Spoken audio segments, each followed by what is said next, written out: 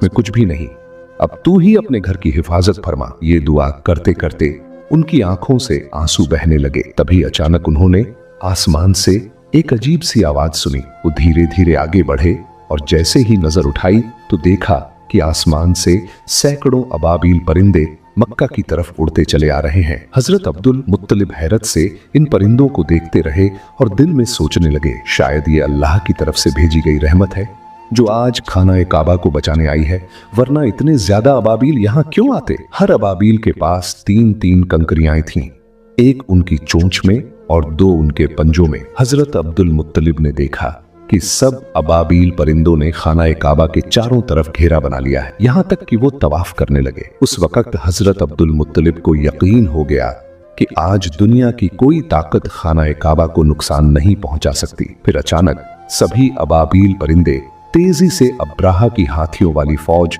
और उसके सिपाहियों पर टूट पड़े।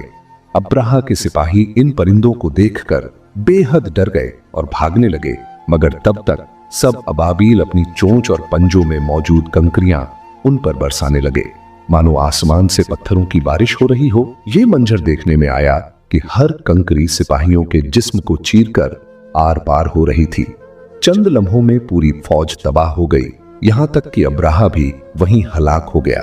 अल्लाह ताला ने उन काफिरों को पूरी तरह मिटा दिया। ये अल्लाह रब्बुल आलमीन की कुदरत थी कि उन्हीं छोटे छोटे पत्थरों के जरिए 60,000 सिपाही और 13 हाथी हलाक कर दिए गए। ये वाकया कुरान पाक की सूरह अल फील में बयान हुआ है, जहां अल्लाह ताला फरमाते हैं, क्या तुमने नहीं देखा कि तुम्हारे रब ने हाथी वालों के साथ क्या मुआमला किया? क्या उसने उनकी चालाकी को नाकाम नहीं कर दिया? अल्लाह ताला ने उनके खिलाफ झुंड दर झुंड अबाबील परिंदे भेजे, जिन्होंने हाथियों की फौज पर छोटे छोटे कंकर बरसाए, और उसके नतीजे में वो फौज ऐसे हो गई जैसे कुचला हुआ सूखा तिनका। इसी तरह उस दिन अल्लाह ताला ने खाना काबा की हिफाजत फरमाई। इस वाकये के तकरीबन 2 महीने बाद एक रात एक अजीब और रूहानी मंजर पेश आया। मक्का के लोग अपनी अपनी मशगूलियत में लगे हुए थे। उसी रात नबी करीम के दादा हजरत अब्दुल मुत्तलिब खाना काबा की छत पर खड़े थे कि अचानक उनकी नजर आसमान पर एक नूरानी रोशनी पर पड़ी।